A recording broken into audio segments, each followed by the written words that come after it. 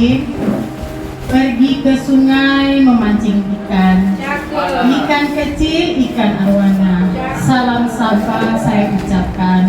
Assalamualaikum warahmatullahi wabarakatuh. Waalaikumsalam warahmatullahi wabarakatuh. Selamat siang Bapak dan Ibu guru hebat. Salam sejahtera untuk kita semua. Pada kesempatan ini kita akan mengadakan diseminasi tentang budaya positif untuk memenuhi tugas aksi nyata Ibu Sumarni. Baik Bapak Ibu, salawat dan salam kita panjatkan kepada junjungan Nabi kita Muhammad SAW, karena dengan rahmat dan hidayahnya kita dapat berkumpul di ruangan yang sederhana ini, di ruang majelis guru kita untuk mendengarkan penjelasan tentang budaya positif. Baik Bapak Ibu, sebelum kita mulai acara ini, kami mengharapkan hadirin untuk berdiri untuk menyanyikan lagu Indonesia.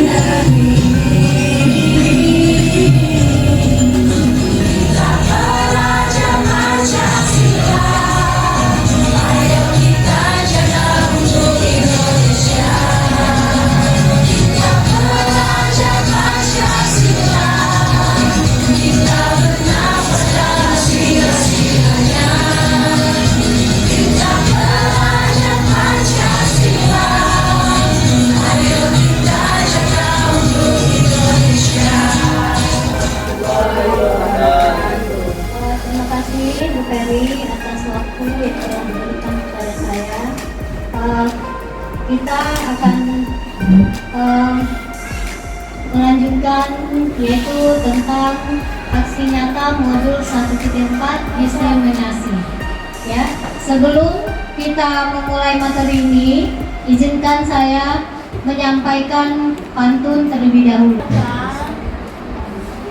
Merah warna buah tomat membuat sayur terasa nikmat. Beta ingin mencari sahabat agar hidup punya manfaat. Asik. Ke kota Pekanbaru membeli ulos. Beli ulos pengukur gambar. Guru janganlah membolos. Jika membolos tak jadi pintar, ya. Pendidikan hari lahir Ki Hajar Dewantara. Jika orang tidak berpendidikan, seumur hidup bakal sengsara.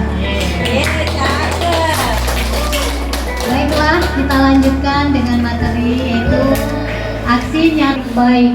Di sini saya tidak bermaksud untuk mengajari Bapak Ibu, tetapi saya akan berbagi praktik baik. Ya, di sini ada fasilitator saya yaitu Bapak Ibu Sarwito.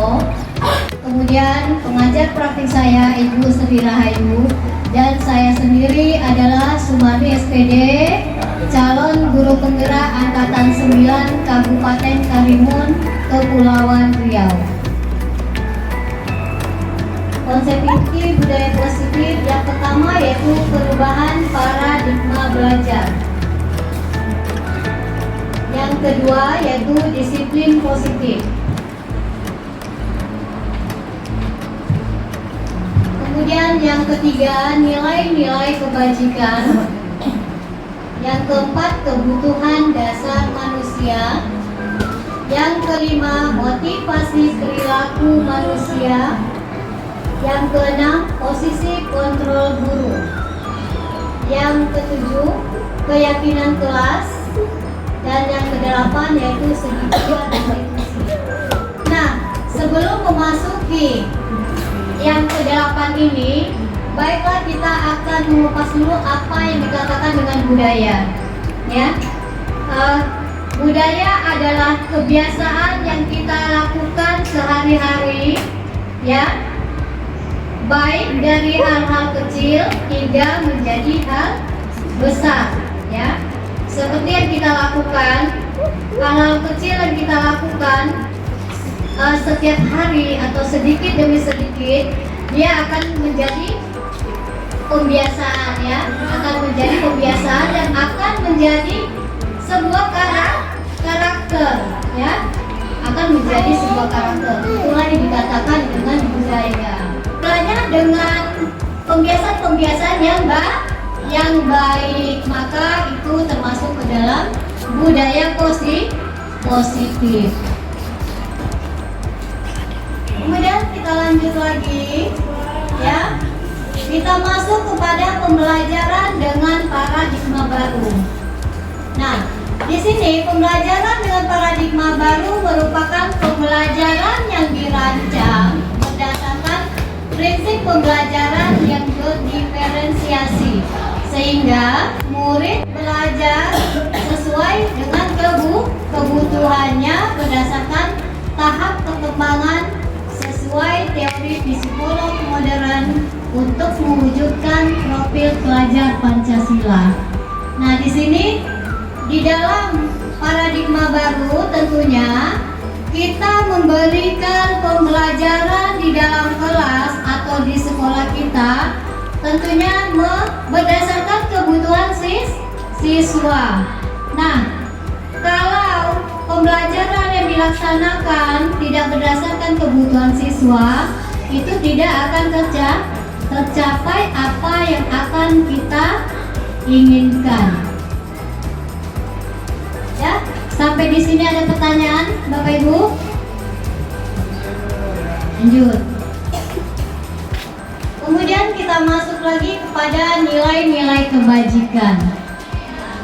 Nilai yang disepakati bersama lepas dari suku bangsa, agama, bahasa maupun latar belakangnya.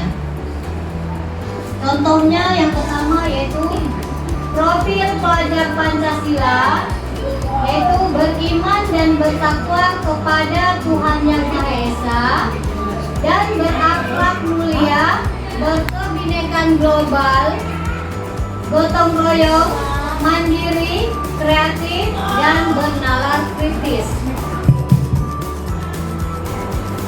Oke, sekarang kita lanjut lagi. Contoh nilai kebajikan institusi atau organisasi yang kedua yaitu DBO Primary Years Program atau PYP, toleransi, rasa hormat, integritas, mandiri, menghargai, antusias, empati, keingintahuan, kreativitas, kerjasama, dan percaya diri.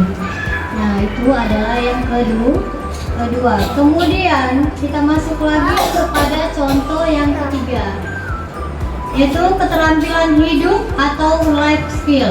Dapat dipercaya, lurus hati, pendengar yang aktif, tidak merendahkan orang lain dan memberikan yang terbaik dari diri. Kemudian dari nilai-nilai kebajikan ini, saya rasa kita sudah menjalaninya di dalam kehidupan sehari-hari ya. Bergotong royong, mandiri, kreatif, ya. Kemudian percaya diri, dan tidak lupa yang terutama yaitu kepercayaan kita terhadap Tuhan yang Maha Esa. Itu adalah contoh nilai kebajikan. Kemudian kita lanjut lagi, yaitu disiplin positif. Nah, di dalam disiplin positif berasal dari kata disiplina yang artinya belajar. Disiplin mengacu pada disiplin diri yang memiliki tanggung jawab terhadap apa yang dilakukan berdasarkan nilai-nilai yang diyakini. Kemudian lanjut, yaitu disiplin positif merupakan salah satu penerapan disiplin yang bertujuan untuk menumbuhkan kesadaran serta memberdayakan murid tanpa imbalan penghargaan atau reward, ancaman atau hukuman. Ya, di sini dikatakan disiplin positif ini berarti kita memberikan imbalan itu juga termasuk untuk menumbuhkan kesadaran. Betul tak Bapak Ibu? Untuk menumbuhkan kesadaran peserta didik. Betul tak? Betul. Ya, bertujuan memberdayakan murid tanpa imbalan, penghargaan, reward, ancaman atau hukuman. Nah, selanjutnya yaitu sebagai pendidik, tujuan kita adalah menciptakan murid yang memiliki disiplin diri sehingga mereka berperilaku mengacu kepada nilai-nilai kebajikan yang universal dan memiliki motivasi intrinsik dalam perubahan perilaku ke arah yang lebih baik. Nah, harapan kita, murid kita di dalam jiwanya tumbuh rasa tumbuhnya nilai-nilai kebajikan, misalnya memiliki toleransi, ya. Harusnya disiplin ini harus dimiliki dari dalam diri sendiri, tidak karena orang lainnya.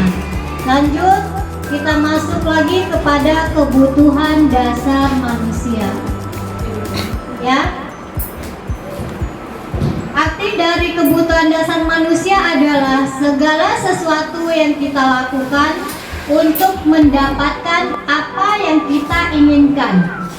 Seluruh tindakan yang kita lakukan memiliki tujuan tertentu, dan semua usaha terbaik kita lakukan adalah dalam rangka agar kebutuhan dasar kita terpenuhi. Cara kita melengkapi kebutuhan dasar, ya, dalam kehidupan sehari-hari.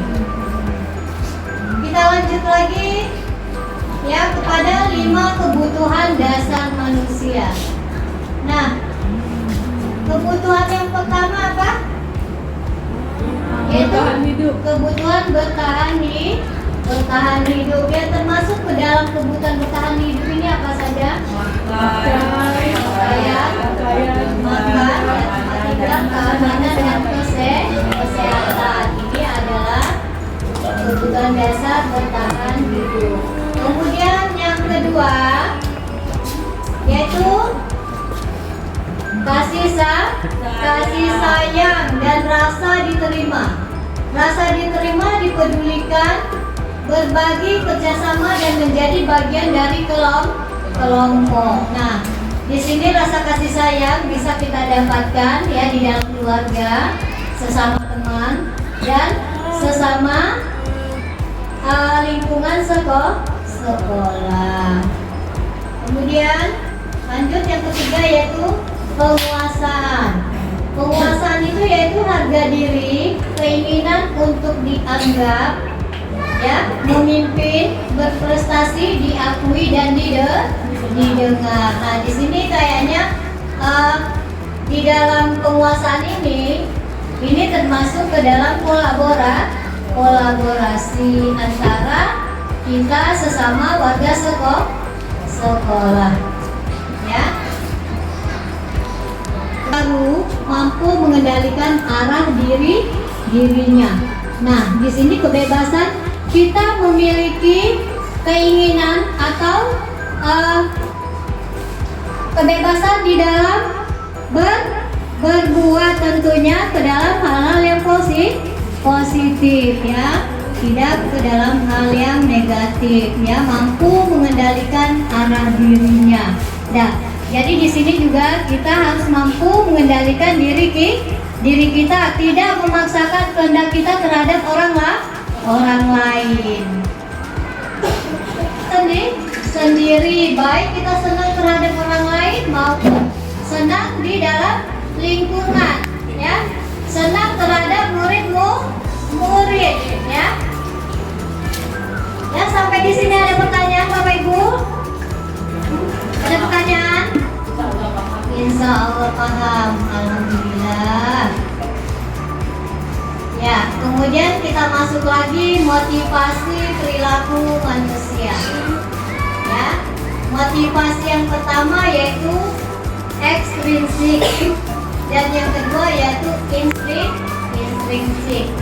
Ekstrinsik yaitu untuk menghindari ketidaknyamanan atau hukuman. Yaitu, ya, di sini adalah motivasi dari luar, ya. Ekstrinsik artinya motivasi dari luar. Sementara intrinsik adalah motivasi dari dalam diri kita sendiri. Nah, di dalam untuk menghindari ketidaknyamanan atau hukuman, ya, itu berlanjut kepada untuk mendapatkan imbalan atau penghargaan pada orang lain, ya. Misalnya kita di sekolah kita ingin datang cepat, ya, dengan tujuan apa? Agar kita mendapatkan penghargaan, ya. Itu adalah merupakan motivasi dari luar, ya. Terkadang kita kita ingin mendisiplinkan diri kita, tetapi ada embel-embel di belakangnya, ya, supaya saya datang cepat ke sekolah agar saya mendapat penghargaan dari kepala sekolah, ya. Jadi itu istilahnya belum 100%.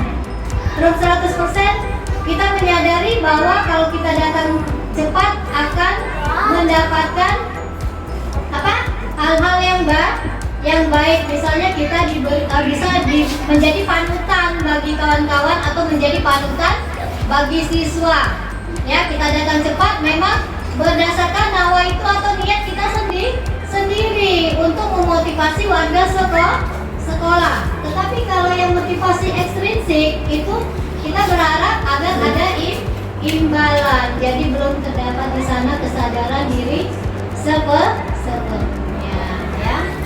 Sementara untuk motivasi intrinsik untuk menjadi orang yang mereka inginkan dan menghargai diri sendiri dengan nilai-nilai mereka percaya. Nah, ini adalah penekanannya motivasi atau keinginan dari dalam diri kita sendiri. Sementara motivasi ekstrinsik itu misalnya, ayo di sekolah kita bagian cepat nanti akan saya beri piagam, ya. Nah, bisa jadi seperti itu ya motivasi ekstrinsik. Nah, lanjut ya. Ada pertanyaan? Nah, di sini ada motivasi perilaku manusia. Yang pertama yaitu murid tidak tahu apa yang terjadi, tidak dilibatkan, kemudian berupa hukuman fisik, ya. Contohnya murid terlambat, kita suruh berdiri hormat bendera. Kemudian murid terlambat, kita suruh push up, ya. Ini adalah termasuk ke dalam hukuman fisik. Sementara apa yang dilakukan murid tersebut adalah tidak disengaja, ya. Bisa jadi dia terlambat bangun, kemudian bisa jadi di tengah jalan motor orang tuanya bannya bocor, kemudian bisa jadi kehabisan minyak, ya. Itu adalah hal-hal yang menyangkut tentang hukuman. Kemudian yang kedua yaitu konsekuensi. Nah, kalau konsekuensi ini adalah terencana atau disepakati sesuai peraturan, ya. Murid dibuat tidak nyaman, sikap guru selalu memonitor murid, ya. Ini contohnya apa? Murid dibuat tidak nyaman. Misalnya ya, murid terlambat, ya, terencana atau disepakati. Kita masuk dulu ke dalam terencana atau disepakati sesuai peraturan. Nah, di sini bisa kita masukkan adalah yang pertama kesepakatan kelas, ya. Di sini bisa masuk ke dalam untuk poin yang pertama yaitu kesepakatan kelas. Kemudian murid dibuat tidak nyaman. Murid dibuat tidak nyaman misalnya dengan perkataan, ya. Kamu terlambat lagi. Nanti ibu suruh kamu membersihkan WC. Nah, terkadang murid tidak ingin untuk membersihkan WC karena dia berpikiran bahwa WC adalah jorok dan dia akan berpikiran bahwa itu dia tidak suka, ya. Kemudian sikap guru selalu memonitor murid. Nah, ini adalah kita selalu memberikan pengarahan yang istilahnya yang seharusnya tidak harus kita monitor, kemudian kita monitor. Dan sikap guru selalu memonitor murid. Nah, ini adalah kita selalu memerintahkan murid. Sementara harusnya kita menggali apa yang ada di dalam pikiran atau apa yang ada di dalam pikiran murid tersebut. Kita kembangkan pola pikirnya, ya. Tidak harus kita monitor setiap saat. Harusnya kita gali apa yang ada di dalam pikirannya. Kemudian di sanalah nanti akan terdapat prestasi-prestasi atau keinginan-keinginan yang dibuat murid. Tentunya sesuai dengan kebutuhan belajarnya. Kondisi bagi murid untuk memperbaiki kesalahan, ya. Kemudian proses kolaboratif yang mengajarkan murid untuk mencari solusi sendiri. Nah, di sini di dalam setiap permasalahan itu ada prosesnya, ya. Ya, prosesnya yaitu proses menciptakan kondisi bagi murid untuk memperbaiki kesalahannya. Nah, di sini di dalam proses menciptakan kondisi bagi murid, kita harus mengajak murid tersebut, kemudian kita bertanya kepada murid tersebut. Misalnya kita memanggil dia dengan empat mata, kemudian kita bertanya. Anak kita berikan dulu kebebasan. Kemudian apa alasannya? Kenapa dia terlambat? Ya. Nah, di sana nanti setelah kita mengetahui apa yang terjadi, kemudian di sini kita memberikan proses kolaboratif yang mengajarkan murid untuk mencari solusi sendiri. Nah, di sini setelah dia mendapatkan, kita kolaboratif, setelah kita mempertanyakan, kemudian kita memberikan arahan atau masukan. Nah, kemudian kita pertanyakan lagi, apakah kamu mengetahui merubah? Iya, Ibu. Nah, di situ kita tanya, kapan kamu akan merubah dan kapan kamu akan berubah. Nah, di sini adalah kita menggunakan segitiga restitusi. Paham, Bapak Ibu? Ada yang mau ditanyakan? Ya, gambaran Ya, 5 posisi kontrol guru. Yang pertama yaitu sebagai penghukum. Nah, kalau kita lihat di gambar yang pertama, yaitu gurunya memarahi murid tersebut. Ya, itu adalah tipe penghukum. Kemudian yang kedua, pembuat rasa bersalah. Nah, pembuat rasa bersalah yaitu kita melontarkan dengan kata-kata sehingga di hati anak tersebut tertanam. Bisa jadi dia takut ya terhadap gurunya. Kemudian yang ketiga yaitu 5 posisi kontrol guru. Yang ketiga yaitu sebagai teman.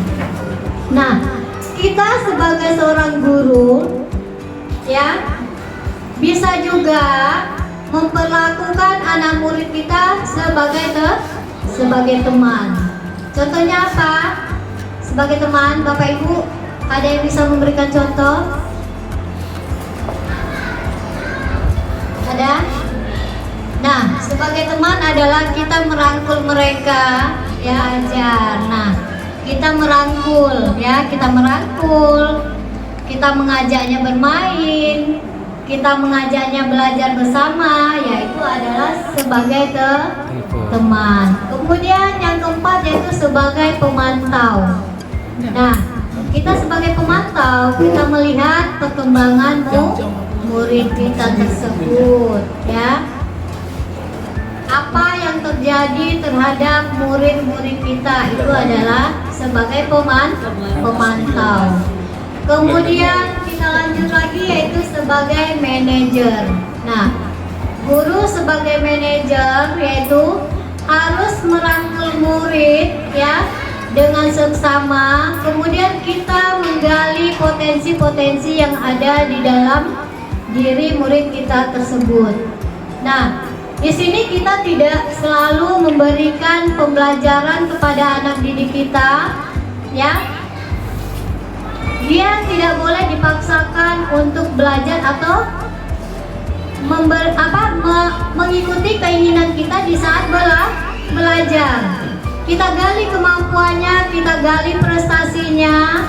Kemudian setelah kita ketahui prestasi apa yang dia miliki, kemudian proses pembelajaran seperti apa yang setiap siswa miliki. Nah, kita adalah sebagai manajernya, ya, tidak memaksakan pembelajaran yang ada pada guru.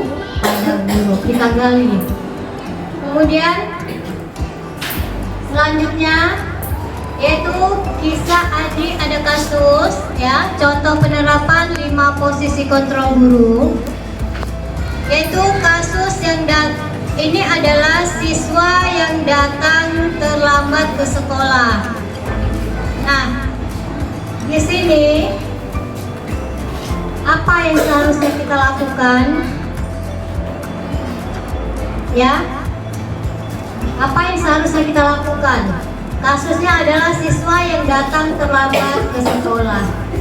Apakah kita sebagai penghukum? Atau kita sebagai pembuat rasa bersalah? Atau kita buat sebagai teman? Ya. Nah, kita lihat di sini di dalam penerapan 5 posisi kontrol guru yang pertama yaitu sebagai penghukum. Kalau dia sebagai penghukum, ya, dia akan memberikan hukuman kepada muridnya. Contoh, hormat pada bendera selama 1 jam. Ya, itu adalah contoh posisi kontrol guru yang sebagai penghukum. Kemudian yang sebagai pembuat rasa. Nah, ucapkan atau apa yang kita inginkan supaya dia berubah lebih baik. Nah,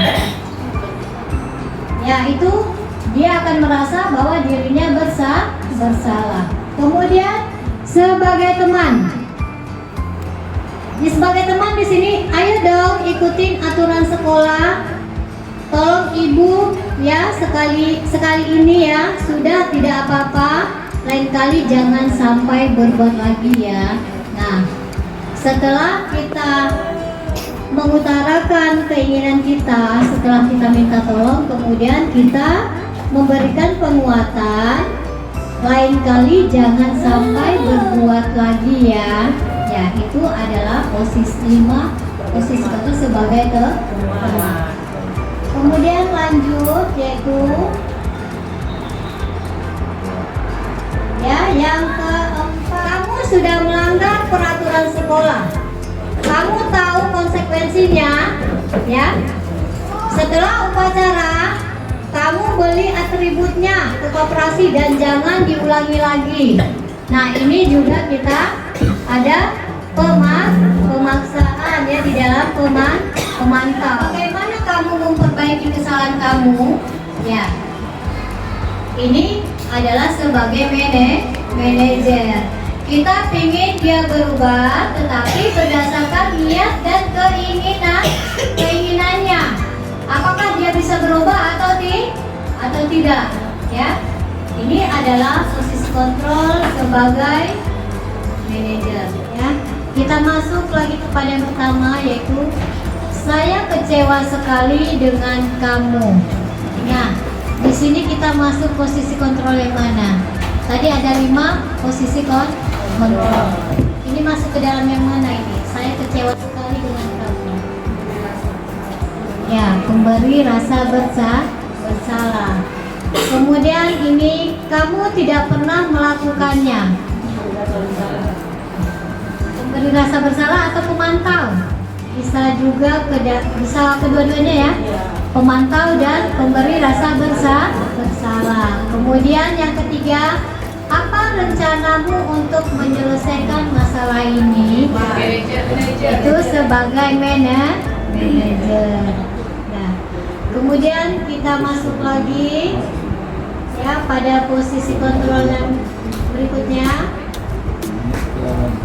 Ayolah lakukan demi bapak ibu ya. Ini apa penguatannya? Ayolah lakukan demi bapak atau ibu ya. Sebagai apa? Sebagai penghukum ya. Kamu tidak akan pernah mendapatkan nilai jika kamu tidak mengerjakan tugas adalah sebagai penghukum. Keyakinan kelas. Mengapa keyakinan kelas? Mengapa bukan peraturan kelas? Ya. Keyakinan kelas dengan peraturan kelas apakah sama? Tidak. Keyakinan kelas adalah kesepakatan kita ya dengan murid, apa-apa yang akan kita laksanakan atau kita jalani di dalam kelas. Sementara kalau peraturan kelas adalah peraturan yang sudah ada ya. Ya, yang sudah ada atau yang sudah kita laksanakan. Nah, kalau keyakinan kelas ini kita meminta murid kita apa yang disepakati di dalam kelas. Adalah nilai-nilai universal yang disepakati tanpa ada paksaan, ya, dan diyakini bersama tuan pikiran untuk menjadi nilai-nilai kebaikan dan dilaksanakan untuk seluruh warga kelas, ya. Di sini kesepakatan kita antara kita dengan murid apa yang akan kita sepakati. Kemudian kita lanjut lagi, yaitu keyakinan atau kesepakatan kelas. Yang pertama bersifat abstrak, ya, dia sifatnya abstrak. Kemudian berupaya pernyataan universal, universal. Nah, yang ketiga sedikit aja agar mudah diingat, tidak perlu panjang panjang lebar supaya cepat diingat oleh murid kita. Kemudian sesuai dengan kondisi kelas dan sekolah sehingga mudah diterapkan, semua warga kelas dilibatkan dalam membuat kesepakatan kelas. Karena kita akan bertanya kepada murid satu persatu atau apa yang dia inginkan atau dia sepakati untuk kesepakatan kelas kita. Kemudian di sini langkah-langkah pembuatan kesepakatan kelas. Yang pertama yaitu mensosialisasikan konsep kesepakatan kelas kepada murid agar murid tahu atau paham. Yang kedua yaitu menjelaskan mekanisme membuat kesepakatan kelas. Ya, kita jelaskan bagaimana mekanismenya. Yang ketiga yaitu memfasilitasi murid dan berpendapat tentang kelas yang mereka impikan. Nah, mereka kemudian yang keempat, kesepakatan kelas yang diinginkan ditulis pada kertas yang telah dibagikan dengan menempelkan secara bergantian di papan tulis. Ya, seperti kita menggunakan kertas yang warna-warni ya. Kemudian kita tempelkan di depan papan tulis supaya dapat dibaca kembali atau ditelaah kembali kesepakatan apa yang akan kita rumuskan atau kita simpulkan. Kemudian yang kelima, guru dan murid bersama meninjau pendapat yang telah ditulis dan mengelompokkan dalam nilai-nilai kebajikan yang akan menjadi kesepakatan kelas. Ya, kita mengelompokkannya kembali nilai-nilai apa yang harus kita buat atau kita sepakati di dalam kesepakatan kelas. Kemudian yang keenam, guru dan murid menyepakati kesepakatan kelas yang telah ditentukan bersama. Ya, setelah kita rembuk atau kita rapatkan kembali ya, supaya kita mengetahuinya.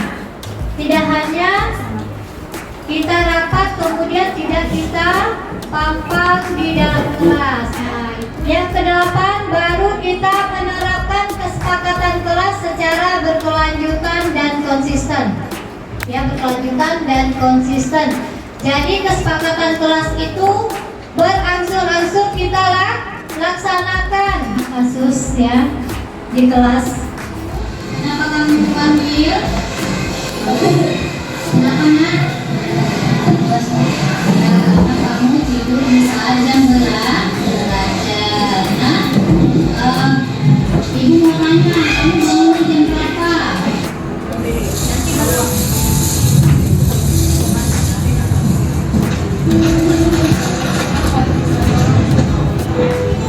Ini adalah contoh kasusnya yang terjadi di kelas saya.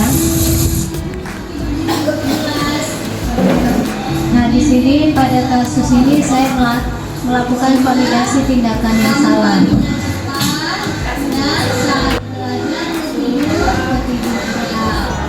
Nah, di sini kalau apa kesepakatan kelas kita, apa itu nak?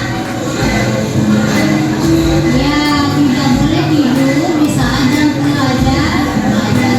Nah, sekarang mesti tahu kan kesalahan mesti apa? Ya, untuk kedepannya harapan ibu Rizky tidak lagi tidur di saat jam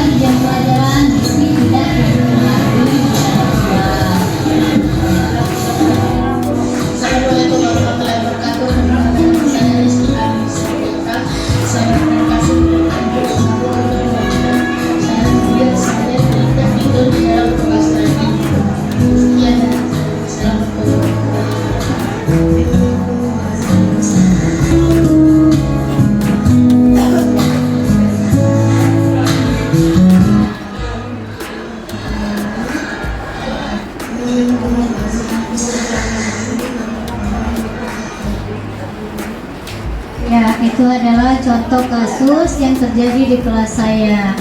Yang satunya, Ananda Rizky tidur di dalam kelas di saat jam pelajaran kedua, yaitu Marsha datang terlambat.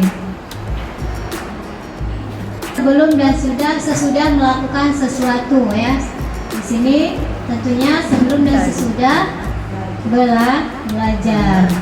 Kemudian yang kedua, menjaga kebersihan dan membuang sampah pada tempatnya. Ya. Yang ketiga, berbicara sopan dan bekerja sama dengan siapapun ya. Kemudian jam pelajaran. Nah, ini adalah kesepakatan kelas dari kelas 5 Tunagrahita. Ya. Lanjut lagi kita kepada segitiga restitusi. Nah, dari permasalahan yang terjadi tadi, kita bisa menggunakan segitiga restitusi, ya. Bapak Ibu sudah lihat tadi kan video tadi? Nah, itu dapat kita selesaikan dengan segitiga restitusi. Segitiga restitusi yaitu suatu proses dialog yang dijalankan oleh guru agar dapat menghasilkan murid yang mandiri dan bertanggung jawab, ya. Nah, di dalam segitiga restitusi, ya, itu ada validasi tindakan yang salah, dan kemudian menanyakan keyakinan. Yang pertama yaitu menanyakan keyakinan, yang kedua validasi tindakan yang salah, kemudian menstabilkan identitas. Nah, di sini kita lihat ya, kamu tentu punya alasan mengapa melakukan itu, ya. Setelah kejadian atau kasus yang terjadi, maka kita memanggil murid tersebut, yaitu kamu tentu punya alasan mengapa melakukan itu, ya. Kita mempertanyakannya. Kemudian yang kedua yaitu kita pertanyakan lagi keyakinan kelas apa yang telah kita sepakati. Nah, kita mengingatkan kembali kepada mendapatkan apa yang kamu butuhkan. Nah, di sini kita mengadakan apa?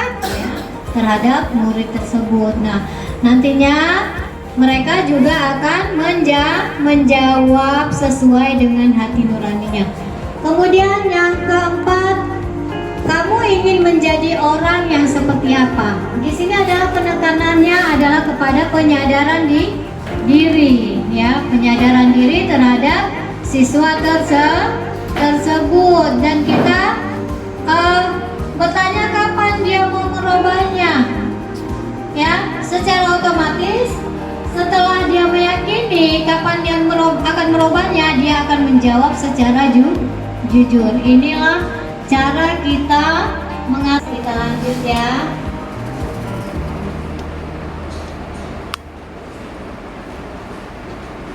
Ya, di sini kita berusaha untuk menstabilkan identitas.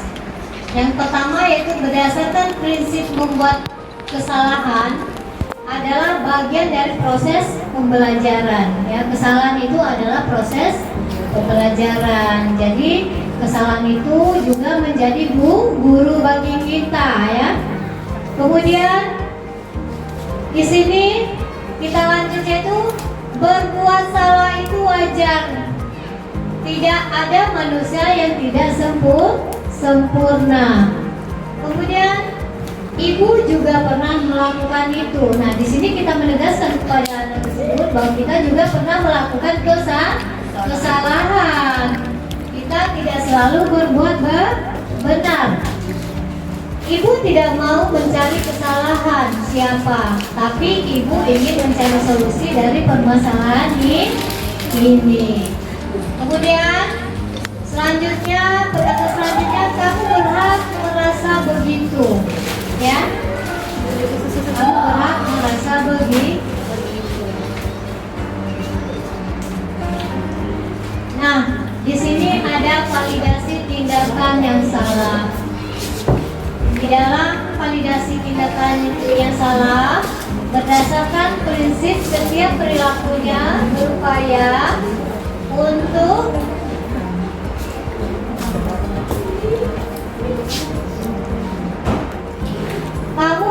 pasti punya alasan.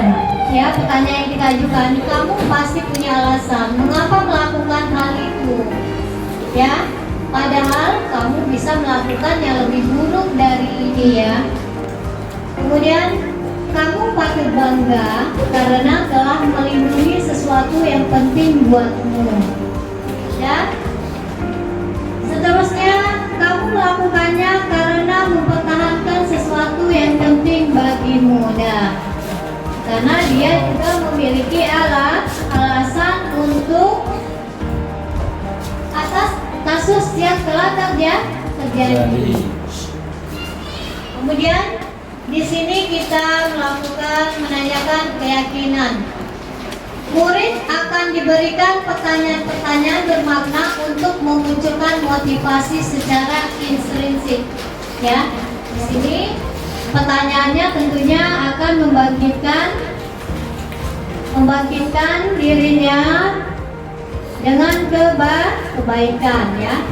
Pertanyaan pertama yaitu apa keyakinan kelas kita? Ya, di sini apa keyakinan kelas kita? Ya, pertanyaan pertama.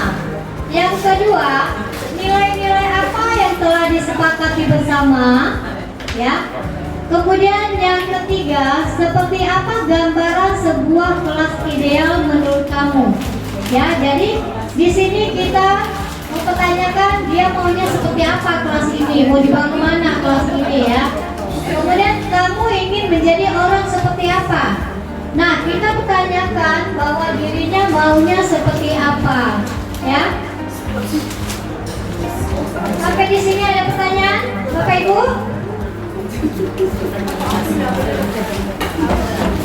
Nah, ini adalah contoh kasus. Ya, ini adalah contoh kasus di dalam kelas. Ini adalah kasus yang kedua, yaitu siswa saya datang terlambat ke sekolah.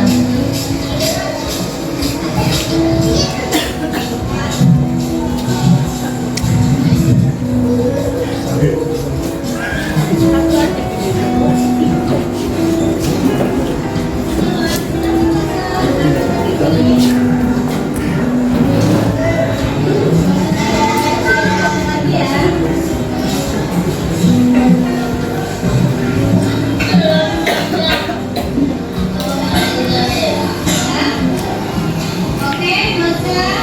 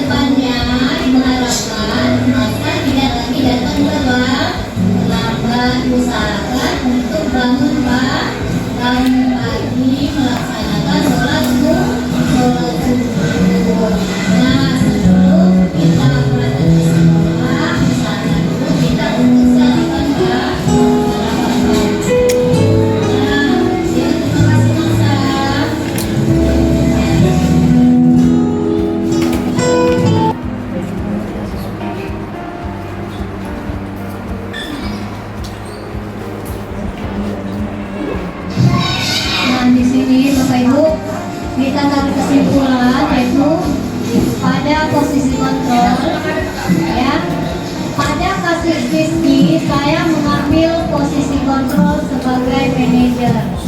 Saya menanyakan beberapa pertanyaan untuk mencari solusi dan mempersilahkan Rizky untuk mempertanggungjawabkan perilakunya. Saya mendukung murid agar dapat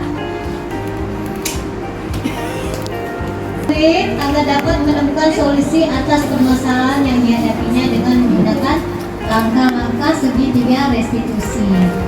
Ya, di sini ada nilai kebajikan. Nilai kebajikan yang harus diterapkan untuk bangsa adalah tanggung jawab, peduli dan saling menghargai. Kebutuhan yang diperlukan oleh manusia adalah kasih sayang dan kebebasan serta perhatian. Ya.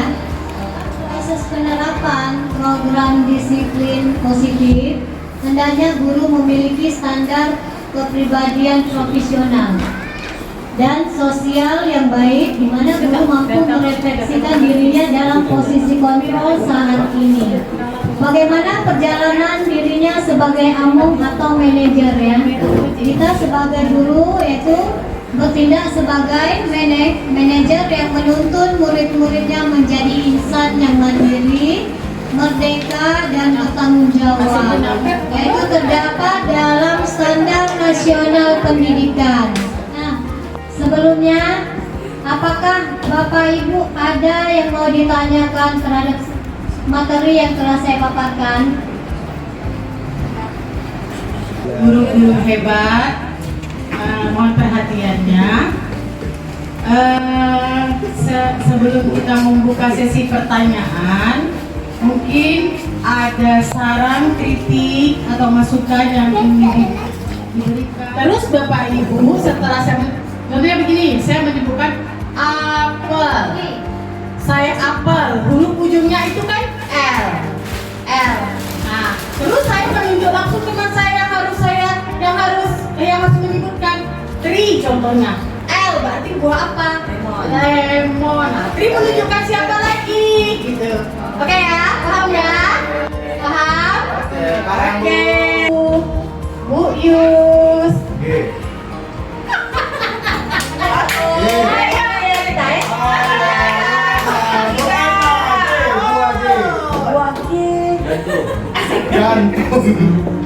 Berarti nggak ada G ya? Yus ulang. Silakan Yus. Silakan Ibu Yus ulang. Buahnya jangan G ujungnya. Apel. Putri. L. Lain. Buah lain. Buah lain. Y dari belakangnya. Suri. Buah I. Iya kan? Ujungnya Y. Siapa ya? Buah. Tunjuk dong. Buah nih. Bukan buah. Apel. Apel Lagi. Buah nangka. Ada yang belum? Oke, tepuk tangan untuk kita semua. Mulai Bapak Ibu untuk melatih konsentrasi kita bisa kita terapkan. Tuh. Perkenalkan, nama saya Tri Lestari, Ibu Sumarni. Saya ingin bertanya dari yang Ibu sampaikan tadi mengenai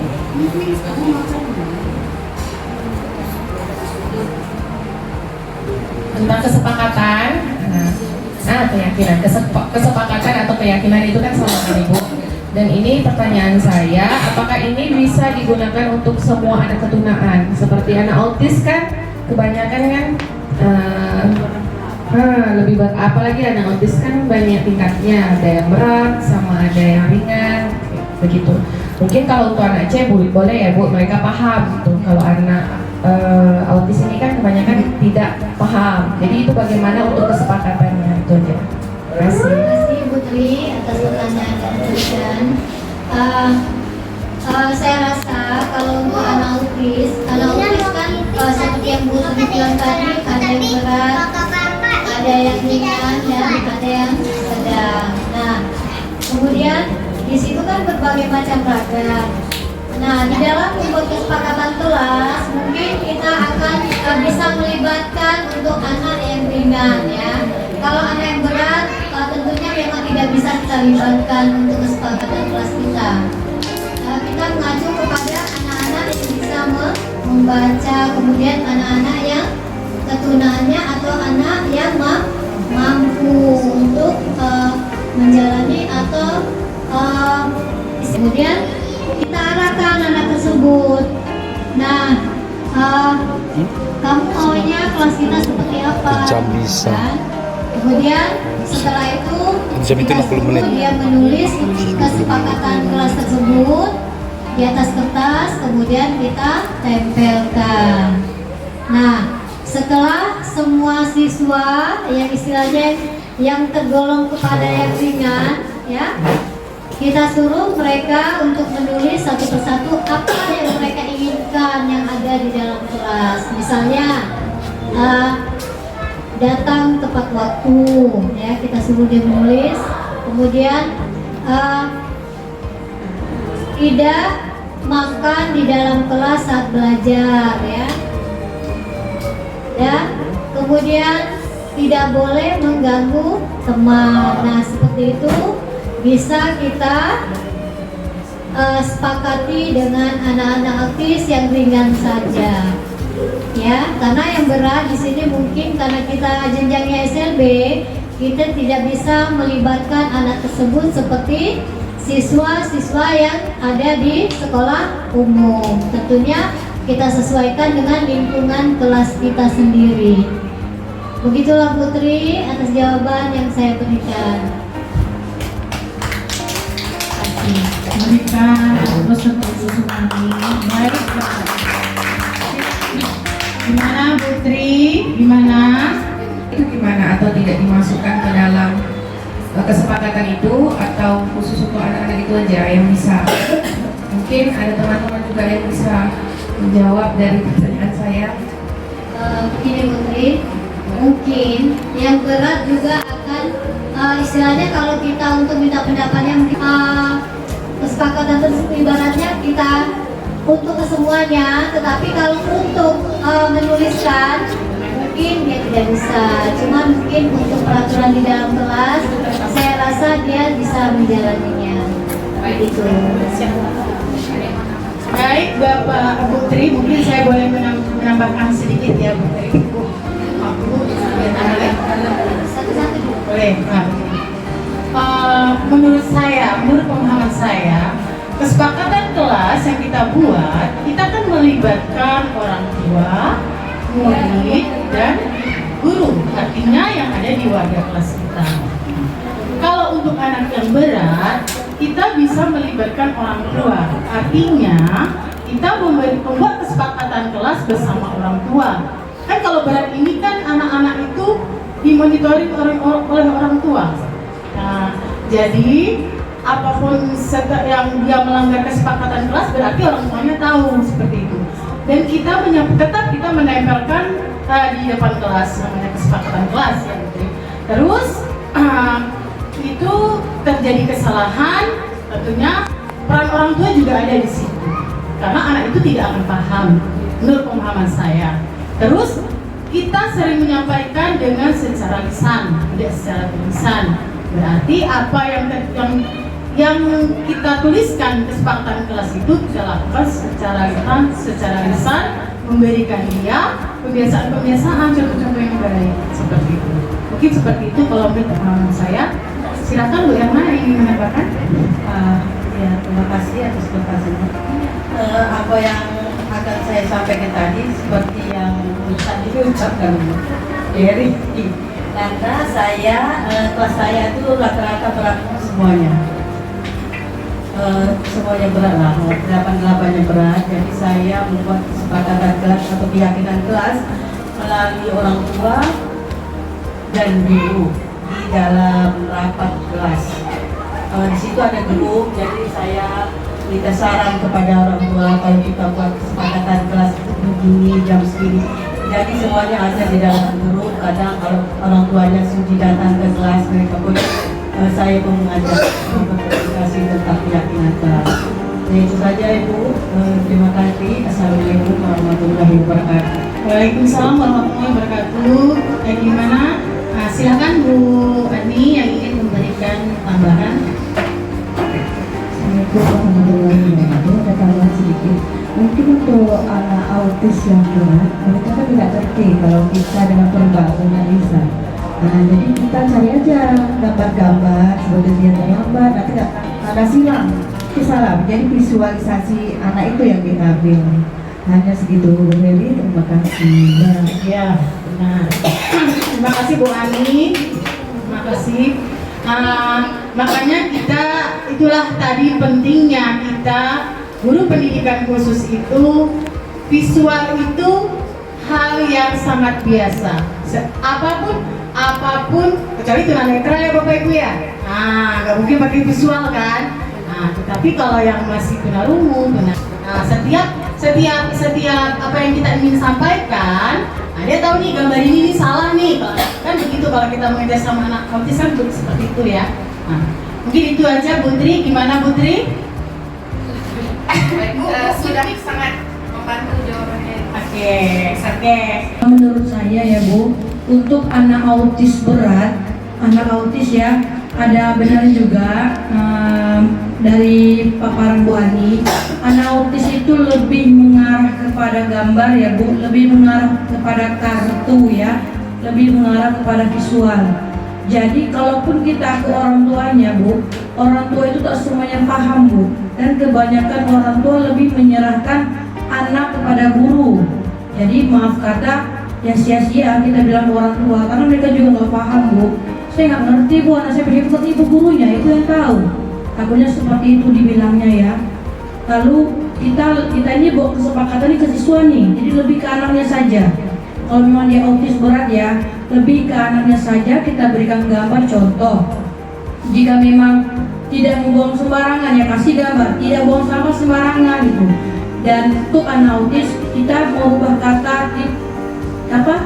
tidak menggunakan kata jangan ya Bu, tapi kata tidak ya Bu ya. Hilangi kata jangan, tidak menggunakan jangan buang sampah sembarangan, itu salah ya Bu ya. Jadi lebih baik diganti dengan tidak buang sampah sembarangan gitu. Nah jadi anak autis itu lebih ke gambar dan lebih ke mimik wajah dan lebih ke suara gurunya.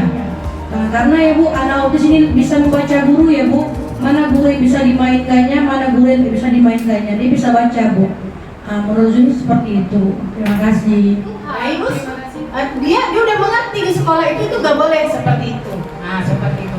Saya rasa seperti itu Bu Zuni. Jadi peran orang tua sangat penting dalam tumbuh kembang anak, apalagi dalam anak-anak autis. Sangat perlu.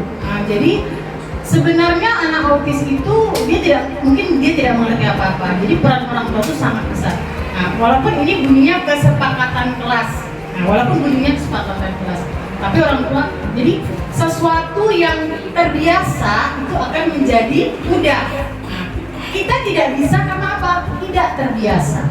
Ya nggak Bapak Ibu? Ya kan? Karena kita tidak membiasakan anak ini. Contoh aja nih, kita menempel 5S. Tapi kita tidak melakukan 5S, salam sapa. Kita tidak membiasakan. Tetapi kalau dari rumah anak itu sudah karakternya dibentuk oleh orang tuanya, itu dengan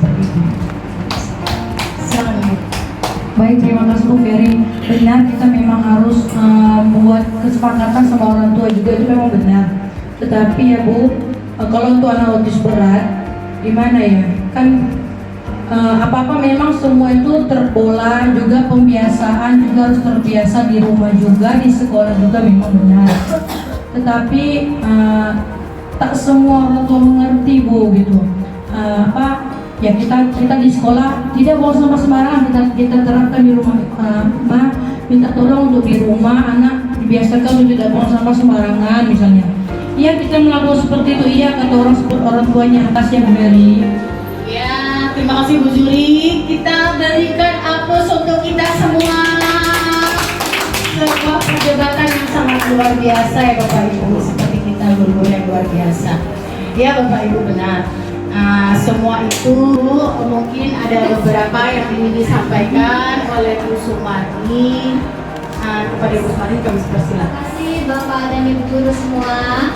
Saya harap ini adalah sebuah pembelajaran, yaitu praktik baik dari saya yang sudah mempelajari ya modul-modul yang ada di dalam calon penggerak angkatan 9. Sekali lagi saya katakan ini bukanlah mengajari atau menggurui Bapak dan Ibu guru. Ini adalah praktik baik saya ya di dalam aksi nyata modul 1.4 yaitu tentang diseminasi ya. Ini adalah saya di sini hanya ingin berbagi. Nah, sekian, terima kasih saya ucapkan kepada Bapak Ibu yang telah sudi mengikuti pemaparan yang telah saya berikan selama yang saya dapati selama di dalam pembelajaran calon angkatan 9. Terima kasih sekali lagi, terima kasih banyak kepada